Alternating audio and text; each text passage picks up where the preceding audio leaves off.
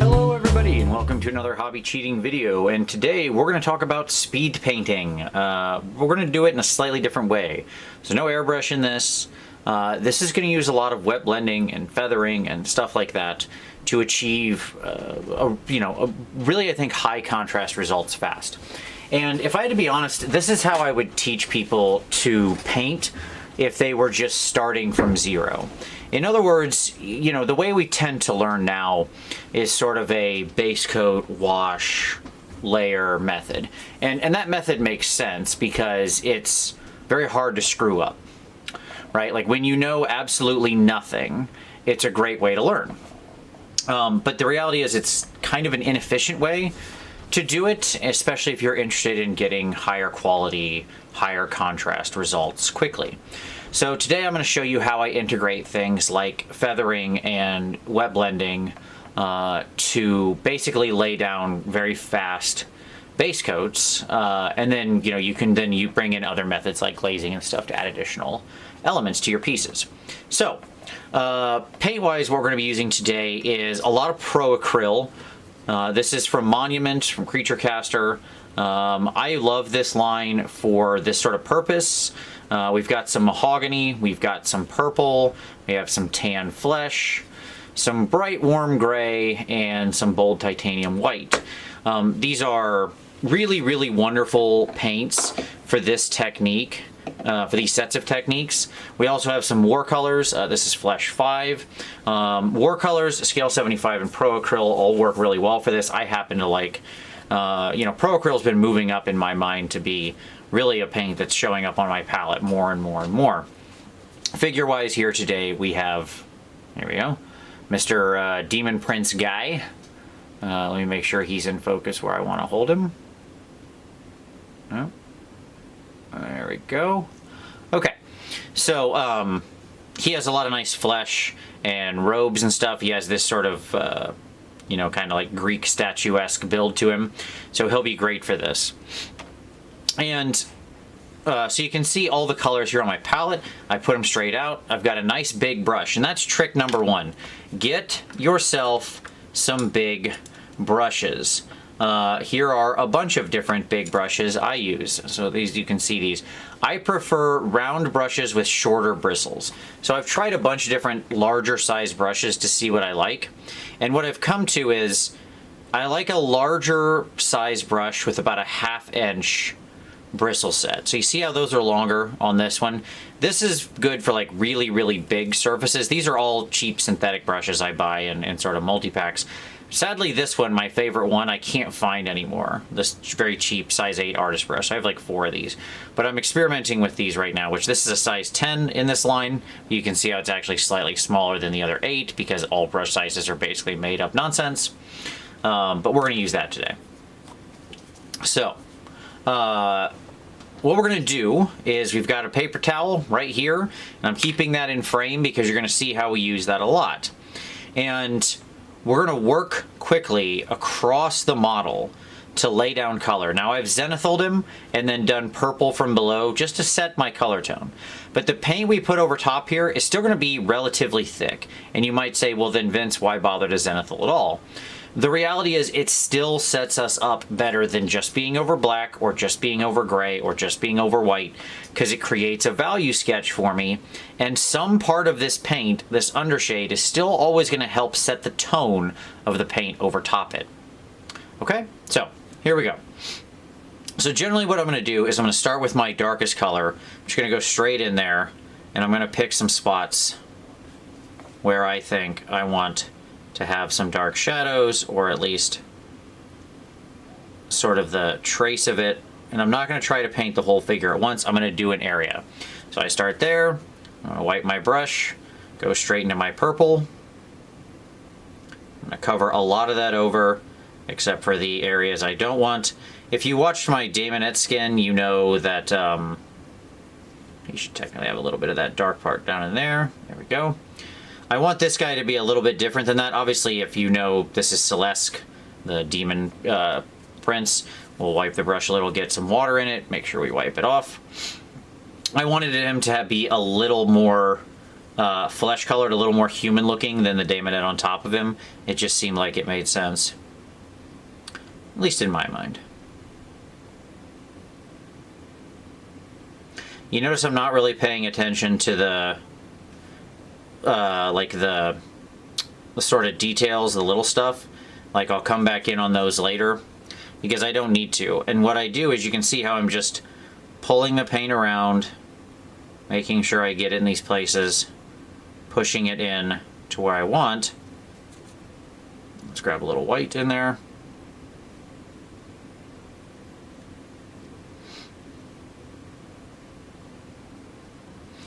And then what I'm going to do here eventually is just wipe the brush quite a bit.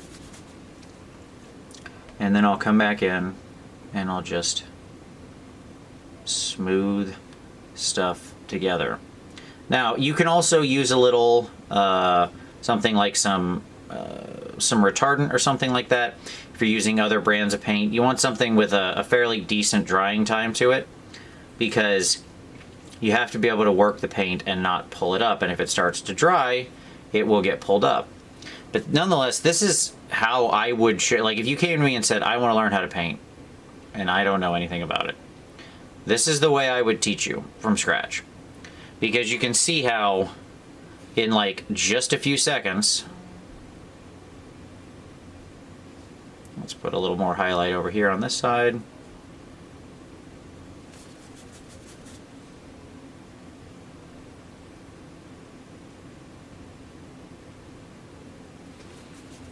All right, in just a few seconds, we can have a nice value sketch of everything, of the whole area. Now I can let that dry. So you can see I've got his torso there, ready to go. We've got some nice high contrast. Let that dry. We'll just keep working. So now let's go to the arm. And you notice I'm always like my deepest shade is set lower than what I actually leave on the model. Like not much of this deepest shade actually stays anywhere. I do this because this is my color I want shoved, you know, next to recesses, like next to dividing things. So you kind of pick something that's slightly darker than you want, because then you've got something that's actually dividing up the rest of your colors. Okay. And you just kind of work your way around. Then we go back to this color. This is just some flesh plus my heavy warm gray to kind of kill out a little bit of the life from the flesh. I want him to seem alive, but not super alive. He's still a weird demon prince thing. He just should feel, in my mind, a little more human than his Daemonette counterpart. We'll grab a little of that Flesh 5 there, which I wasn't using last time, which I really do love for these kinds of purposes. Such a wonderful color. Okay, take a little bit of that white. Let's get that up on top of that muscle there. Maybe right there. He has a weird like bracer that gets covered over right here. That's why I'm not painting that part of his arm. Sorry. Elbow, top there. Okay. And then we wipe it completely, and then we just draw it all together. So you can see how we're doing a little bit of void blending, a little bit of wet blending, a little bit of feathering. All right, it's kind of just this messy slapdash, quick paint, wet blend style that like I can move around the whole model very fast. And the advantages, you might say, like there are a couple big advantages to this. Firstly, I don't have to be careful. That's a huge advantage. Oftentimes when I see people base coating and doing stuff with models, they're so unbelievably careful. They're like very, very carefully tracing out every little thing. Well, I want to get my base coat perfect because I'm a perfect painter. Get out of here. That is completely the wrong attitude. All you're doing by taking a long time on that first coat is causing yourself pain and not actually helping your paint job at all. Okay? because the reality is that that part is the least interesting part. Nobody's ever looked at a model that has a perfect base coat and thought, that looks great. Because the reality is, it doesn't. Base coats are boring. Get them on as quick as you can in whatever slapdash method we can. So there's his other arm. We'll get his face. You can even do very small detail areas like this.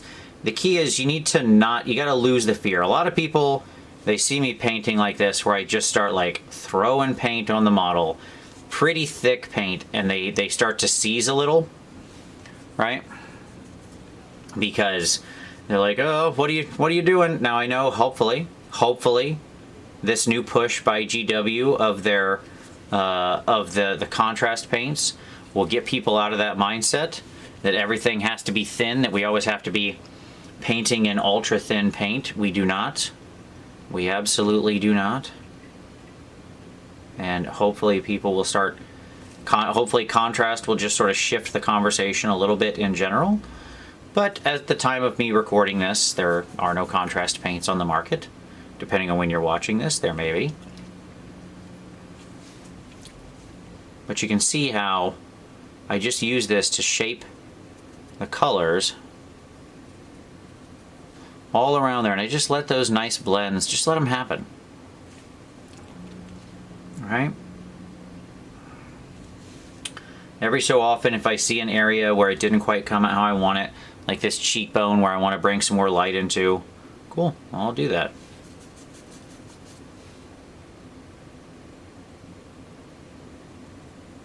Okay.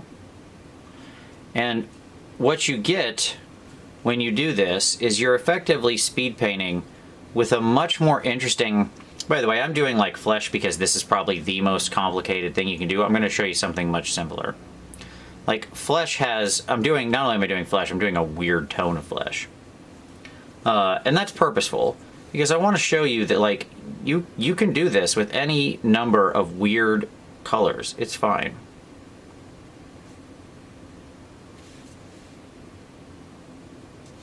I'm using a giant brush on a miniature. Now given he's, you know, he's larger than most of, you know, most of the standard 28 mils we paint. He's, you know, a little bit bigger than ogre sized or something, right? So there we go. Now we have his face done. You can see how he's got some nice flesh tone there.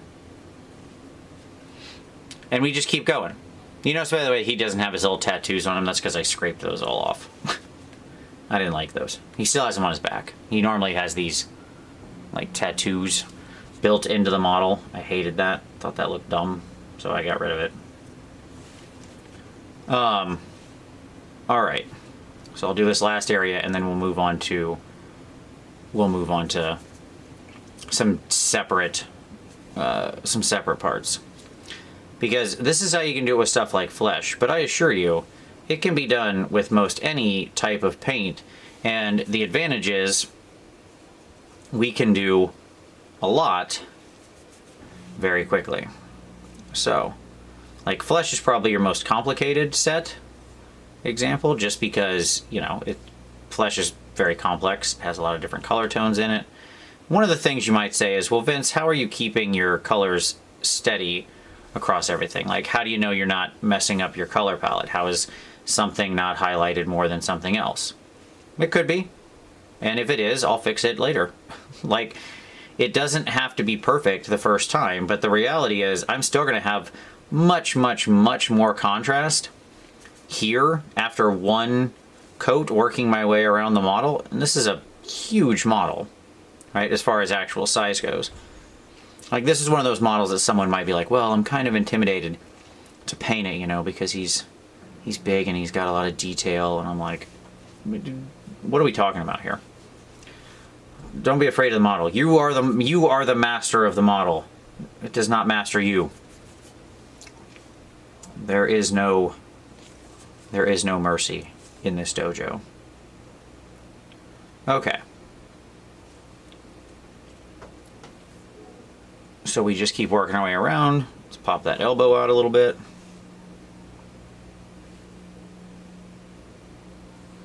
You notice I introduce some more paint, and then I wipe, and then I smooth, and then I smooth. Okay.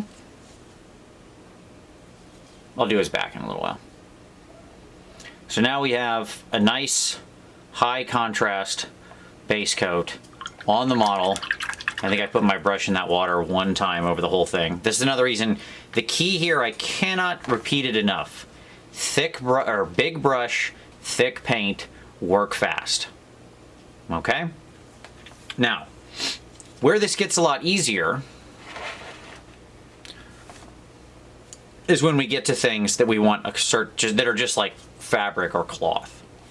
Because here, this is again another thing, like fabric like this is the kind of thing that I would often see people put a lot of time putting a base coat onto and then washing and stuff like that. We don't need to do that. Instead, we're gonna grab some blue and we're gonna run that blue down there. And this is also why we zenithal, because some colors are just naturally very transparent. So you can still see how some of that undershade shows through there.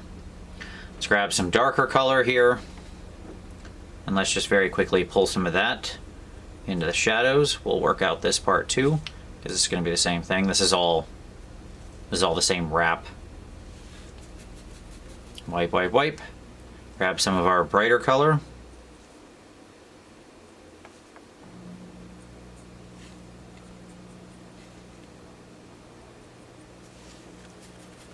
Wipe, wipe, wipe, wipe, wipe. Let's grab some white. Just grab that white. Oftentimes people have problems blending with white. They get these nice, you get these super hard lines in between where you're laying down a white layer. Sure. You know, using colors like sky blue and stuff and blending it in is really hard when you're trying to do it with layering, because it's thick and it's very stark, the transition. But if we wet blend it in, guess what? It's easy. We can blend white in without any challenge. Smooth as butter. There we go. That part's done. All right, move on to the next one. And you can see how instead of taking time to wash, like I can go around a whole model and I'll base coat this whole thing like this and have this ultra high contrast thing that's ready to go 20, 30 minutes maybe. Right? Like it becomes easy because everything just blends right together. Super simple. And all we then spend our time doing, instead of spending our time washing over everything we spent a long time painting, and then repainting everything we spent a long time painting, and then highlighting most of the stuff we spent a long time painting. So we're painting everything we're painting like 17 times. Okay, instead of that, all we're doing is spending time refining. And refining is a lot easier and makes the model look a lot better than when you're just sitting there adding additional layers to something that you already painted 4 times. Stop painting everything 4 times. Paint things once. But if you're going to paint them more, then have that more work be more valuable. Free yourself. That's what I'm saying here. Free your mind. Okay. So, you can see how we can make our way around there. Sorry, I know he probably shakes a lot when I do this. But there you go. Right? Now, where do we go from here? Well, we can go lots of places from here. Like, this was fast. So that was 15 minutes as of now, I think, from when I started painting. And I could keep working my way around. Obviously, I was going a little slower because I was on camera and trying to focus on that. But you can keep using the same sorts of techniques even here. So I could take a little bit of my white into my mixed flesh tone here. Again, I'm operating on a wet palette, but I haven't thinned this at all. And then what we can do to push it is we'll put a little bit of that up there on the top of the shadow, or on the top of the, sorry, not the top of the shadow, on the top of the bicep. We wipey, wipey, wipey. And then we'll just feather it out. And then we can get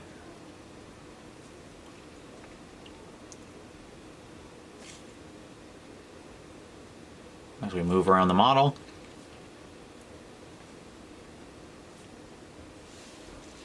Right? And so now I have this much higher highlight on the shoulder. If I want to bring it down, I can go the opposite direction. So we don't always have to be, and then at the end, this is where we can bring in the glazes. This is what I mean about spending your time refining your work.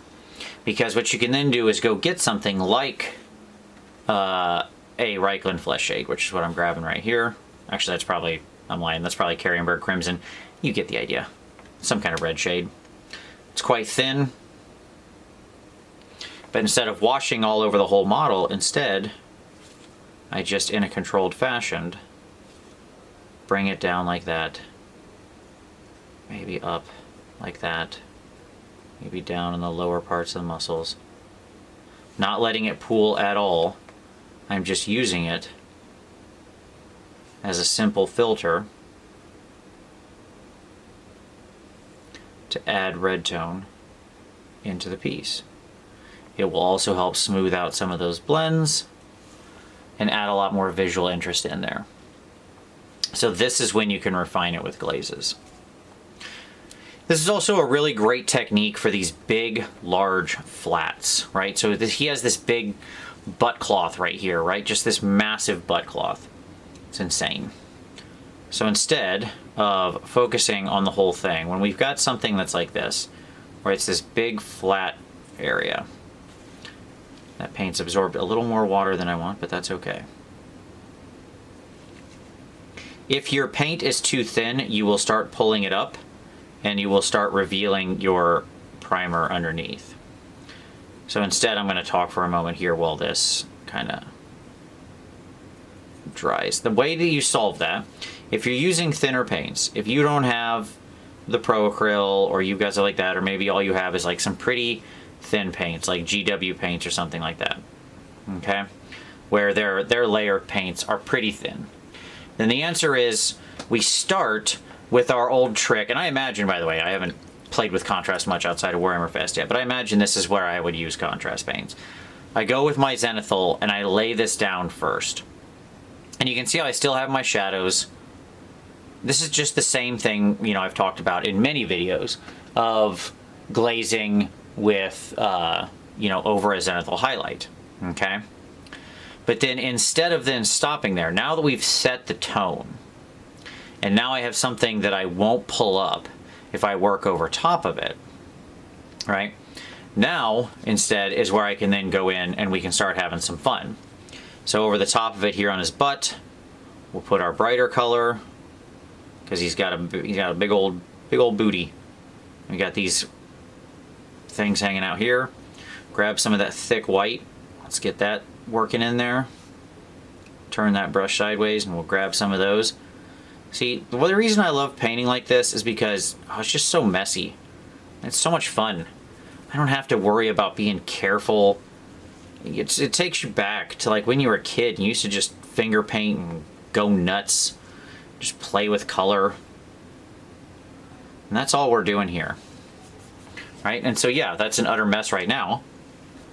No doubt. So let's fix that.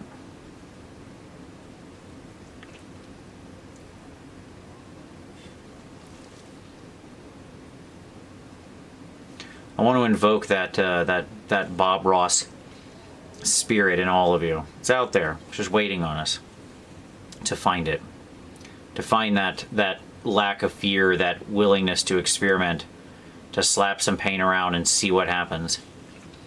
Just get it on the model and have a good time with it.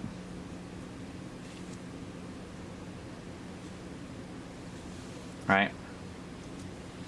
And I can keep, that part needs to be a little more shadowed right there.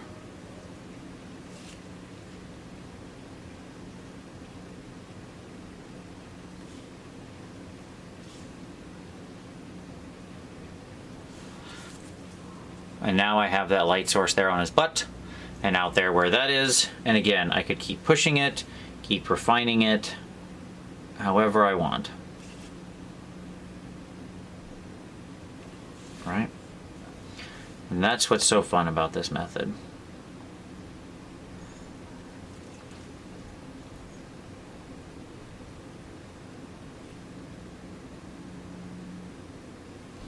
The key here is then just refinement. That's it. From this point, it's just refine, refine, refine.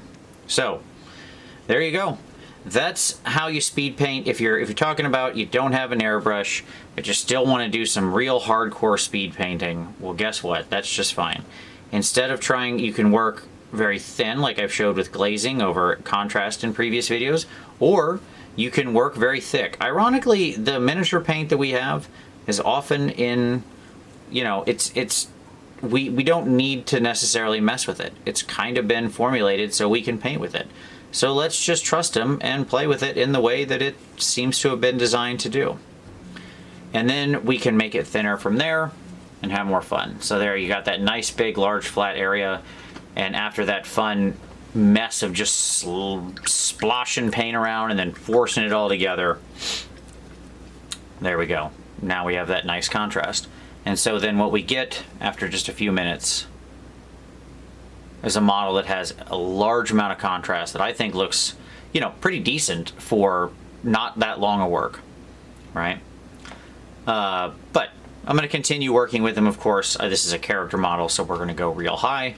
And we'll keep just adding color and playing with him. And now is when we can come in and glaze in some more shadows, play with our color tones. So instead of spending a lot of time on base coats that you're just going to cover up, instead spend some time achieving some high contrast blends real fast. When we combine things like feathering and wet blending and void blending, what we get is a really nice effect very quickly. So I'll throw some pictures up of him here at the end so you can see how he comes out from this point. But there you go. That's how you speed paint, or another method of speed painting, I should say. I've talked about this many times, and there are lots of methods to it, and frankly, they all work. But I hope you enjoyed this one. Give it a like if you did. Subscribe for additional hobby cheating in the future. We have new hobby cheating videos here every Saturday. But as always, I very much appreciate you watching this one, and we'll see you next time.